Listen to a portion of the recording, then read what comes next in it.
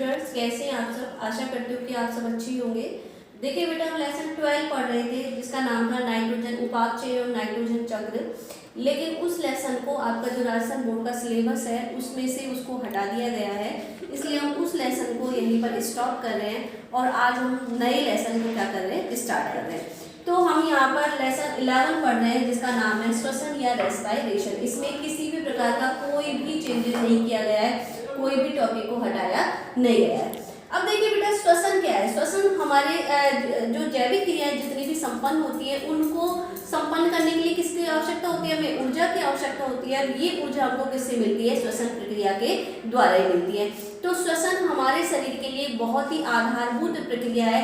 अगर श्वसन की प्रक्रिया संपन्न नहीं होगी तो हमारे शरीर में ऊर्जा का निर्माण भी नहीं होगा, और जब ऊर्जा का निर्माण नहीं होगा तो हम किसी भी प्रकार की उपापचय क्रिया को संपन्न नहीं कर पाएंगे।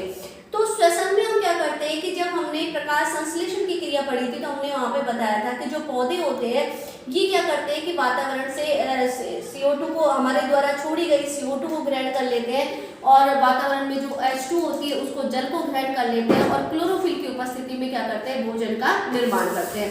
और इसी भोजन को फिर हम लोग क्या करते हैं, अपने पोषक पदार्थ के रूप में क्या करते हैं, ग्रहण करते हैं। तो हमने जिन कार्बनिक पदार्थों का भोजन के रूप में ग्रहण किया था, जो कार्बनिक पदार्थ हमने भोजन के रूप में ग्रहण किए थे, उन कार्बनिक पदार्थों का ऑक्सीजन की उपस्थिति में उनका विघटन होता है, यानी कि अर्थात उनका ऑक्सीकरण होता है, और उसी ऑक्सीकरण के फलस्वरूप शरीर के अंदर CO2, H2O और ऊर्जा का क्या होता है, निर्माण होता है। तो श्वसन क्या है कि श्वसन सजीव कोशिकाओं में संपन्न होने वाली वह प्रक्रिया है जिसमें जटिल कार्बनिक पदार्थ विघटित होकर सरल एवं निम्न ऊर्जा वाले यौगिकों का क्या करते हैं, निर्माण करते हैं। यानी कि कार्बनिक पदार्थ जब श्वसन क्रिया की ऑक्सीजन के द्वारा जब जुड़ते हैं तो दोनों के बीच में आपस में क्या होती है, रासायनिक अभिक्रिया संपन्न होती है, और उस रासायनिक अभिक्रिया के फलस्वरूप जो जटिल कार्बनिक पदार्थों को हमने ग्रहण किया था भोजन के रूप में, वो किसमें परिवर्तित हो जाएंगे, सरल और निम्न ऊर्जा वाले यौगिकों में क्या हो जाते हैं, परिवर्तित हो जाते हैं। तो हम कह सकते हैं कि इस अभिक्रिया में कार्बनिक पदार्थ ऑक्सीजन की उपस्थिति में अथवा अनुपस्थिति में, यानी कि जरूरी नहीं कि ऑक्सीजन होगी, कुछ जीव ऐसे भी होते हैं जिनमें कि अवायवीय श्वसन पाया जाता है, अर्थात ये ऑक्सीजन की अनुपस्थिति में भी इनमें कार्बनिक पदार्थों का क्या होता है, विघटन होता है। तो ऑक्सीजन की उपस्थिति अथवा अनुपस्थिति में विघटित होकर के CO2 जल तथा ऊर्जा का निर्माण करते हैं। अब देखिए बेटा, जो श्वसन की प्रक्रिया है इसको हम निम्न समीकरण के द्वारा संपन्न समझा सकते हैं। पहली समीकरण हमारी C6H12O6, यहाँ हमने कार्बनिक पदार्थ के रूप में ग्लूकोज को ग्रहण किया है।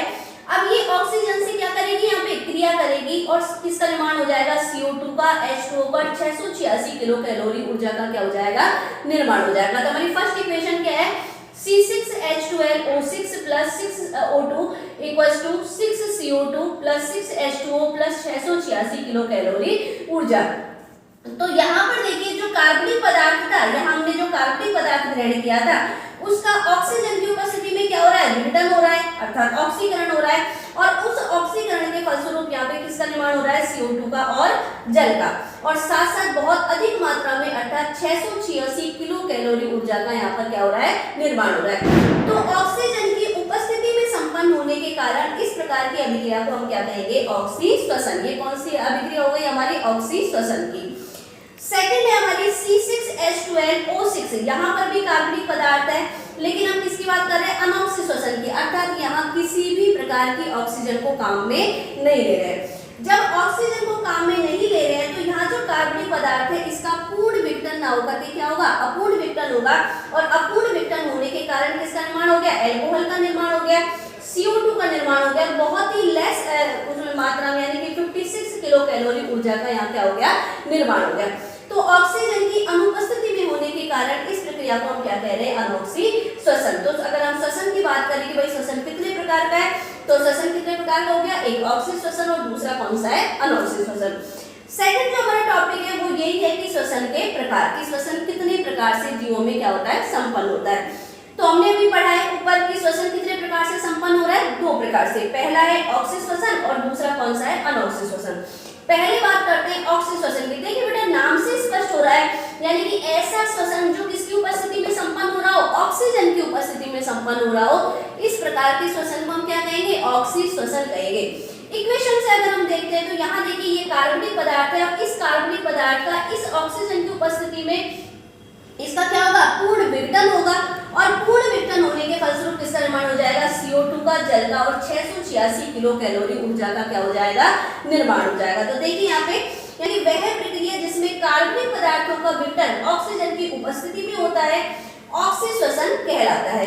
इस प्रक्रिया में कार्बनिक पदार्थों का O2 की उपस्थिति में पूर्ण विघटन के फलस्वरूप CO2, H2O तथा अधिक मात्रा में ऊर्जा का क्या हो रहा है, निर्माण हो रहा है। यह जंतुओं तथा पौधों में श्वसन की सामान्य प्रक्रिया, यानी कि जनरली अगर हम बात करें कि भाई हमारे अंदर कौन सा श्वसन पाया जाता है, तो हमारे अंदर कौन सा श्वसन पाया जाता है, ऑक्सीश्वसन। तो ऑक्सीश्वसन किसकी उपस्थिति में संपन्न हो रहा था, ऑक्सीजन की उपस्थिति में संपन्न हो रहा था और ऑक्सीजन की उपस्थिति के कारण जो कार्बनिक पदार्थ के रूप में हमने जो ग्रहण करे थे पोषक पदार्थ, उनका यहाँ पर क्या होता है, पूर्ण विघटन होता है और पूर्ण विघटन होने के फलस्वरूप कार्बन डाइऑक्साइड गैस, जल तथा 686 किलो कैलोरी ऊर्जा का यहाँ क्या होता है, निर्माण होता है। तो ऑक्सीश्वसन जो है, पहली बात तो ऑक्सीजन की उपस्थिति में हो रहा है, दूसरी बात यहाँ पर क्या होता है कि कार्बनिक पदार्थों का पूर्ण विघटन होता है जिसके फलस्वरूप अधिक मात्रा में किसका निर्माण होता है, ऊर्जा का।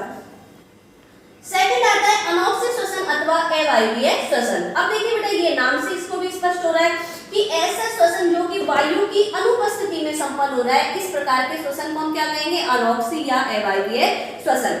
अब ऑक्सीजन की अनुपस्थिति है, जब ऑक्सीजन की अनुपस्थिति होगी तो कार्बनिक पदार्थों का पूर्ण विघटन ना होकर के क्या होगा, अपूर्ण विघटन होगा और जब अपूर्ण विघटन होगा तो ऐसी स्थिति में एल्कोहल का या कार्बनिक अम्लों का निर्माण होता है और साथ साथ किसका निर्माण होता है, CO2 का निर्माण होता है और बहुत ही कम मात्रा में ऊर्जा का क्या होगा, निर्माण होगा। तो श्वसन की वह प्रक्रिया जिसमें ऑक्सीजन की अनुपस्थिति में संपन्न होती है जिसके फलस्वरूप कार्बनिक पदार्थों का पूर्ण विघटन नहीं हो पाता है, जिससे एल्कोहल अथवा कार्बनिक अम्ल तथा CO2 का निर्माण होता है, वह बहुत ही कम मात्रा में ऊर्जा का निर्माण होता है। इक्वेशन देखें तो C6H12O6 ऑक्सीजन की अनुपस्थिति है तो यहाँ एल्कोहल का निर्माण हो गया यानी 2C2H5OH plus 2CO2 plus 56 kilo calorie ऊर्जा हो गई। अब हम देखें कि भाई अनॉक्सिक श्वसन की प्रक्रिया ये किन में संपन्न होती है। तो जो अनॉक्सिक श्वसन की प्रक्रिया है ये संग्रहित व अंकुरित बीज, हम लोग जब बीजों को स्टोर कर देते हैं, हमारे घर में गेहूं वगैरह जब आते हैं खलियानों से तो उनको हम किसी टंकी वगैरह में क्या कर देते हैं, स्टोर कर देते हैं। तो जब स्टोर कर देते हैं तो ऐसी स्थिति में उनके अंदर जो श्वसन की प्रक्रिया संपन्न हो रही है वो ऑक्सीजन होकर के कैसी होती है, अनॉक्सिक श्वसन क्रिया होती है। इसके अलावा जो अंकुरित होते हुए बीज, जब भूमि से बीज अंकुरित हो रहे हैं तो उनके अंदर भी अनॉक्सिक श्वसन की प्रक्रिया संपन्न होती है तथा मासल जो फल होते हैं उनमें भी अनॉक्सिक श्वसन की प्रक्रिया क्या होती है, संपन्न होती है, लेकिन इनमें स्थायी ना होकर के कैसी होती है, अस्थायी होती है।